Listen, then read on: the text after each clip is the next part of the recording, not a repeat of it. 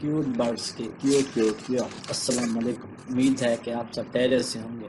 آج ہم جس طوطے کے بارے میں بتانے جا رہے ہیں اس طوطے کے لیے وفادار، کھیلنے والا اور باطنی طوطا کے الفاظ استعمال ہوتے ہیں۔ ہاں صحیح بوجھے، پہاڑی طوطا جسے انگلش میں را پیرٹ کہتے ہیں، اس کو اسکندر اعظم کے نام پر الیگزینڈرین پیرٹ بھی کہا جاتا ہے، کیونکہ اسکندر اعظم جب برصغیر میں آیا تھا تو اس نے اس طوطے کی بڑی تعداد یورپی ممالک میں بھیجی تھی۔ یہاں پر عمرا نے اسے گھروں میں پالا تھا۔ اس طوطے کا سائنسی نام اوسیڈیکولیا ایپٹرا ہے، جو کہ لاطینی زبان کا لفظ ہے جس کا مطلب ہے ویل ڈیسینٹ پیرٹ۔ اس طوطے کی اوسط عمر 30 سال ہوتی ہے۔ اس کا سائز تقریباً 58 سینٹی میٹر یعنی کہ 23 انچ ہوتا ہے۔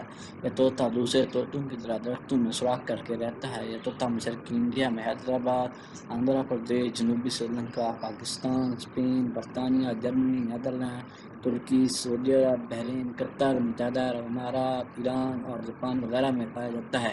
گزشتہ چند دہائیوں میں پاکستان اور نیدرلینڈ میں اس کی تعداد کافی کم ہوئی ہے۔ یہ طوطا پاکستان کے علاقے پنجاب اور سندھ میں بکثرت پایا جاتا تھا، مگر اب اس طوطے کو ان علاقوں میں شاذ و نادر ہی دیکھا جا سکتا ہے۔ یہ انڈینجرڈ اسپیشیز میں شامل ہے۔ پاکستان اور بھارت میں اس کی فروخت ممنوع ہے، مگر پھر بھی یہ ان علاقوں میں کھلے عام بکتا ہے۔ اس طوطے کا بریڈنگ سیزن نومبر سے اپریل تک کے مہینوں میں ہوتا ہے۔ اس کی مادہ سال میں 2 سے 4 انڈے دیتی ہے۔ اس کی مادہ 28 دنوں تک انڈوں پر بیٹھتی ہے، پھر بچے نکل آتے ہیں۔ 6 ہفتوں میں اس کے بچے اتنے بڑے ہو جاتے ہیں کہ گھونسلے سے نکل جائیں، مگر وہ مکمل طور پر آزاد 3 سے 4 مہینوں میں ہوتے ہیں۔ اس کے سائز اور رنگ کے فرق کی وجہ سے مزید 5 اقسام میں تقسیم کیا گیا ہے، جس کا میں آپ کو کسی اور ویڈیو میں بتاؤں گا۔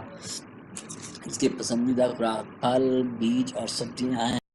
یہ ان طوطوں میں شامل ہے جو جلدی سیکھتے ہیں۔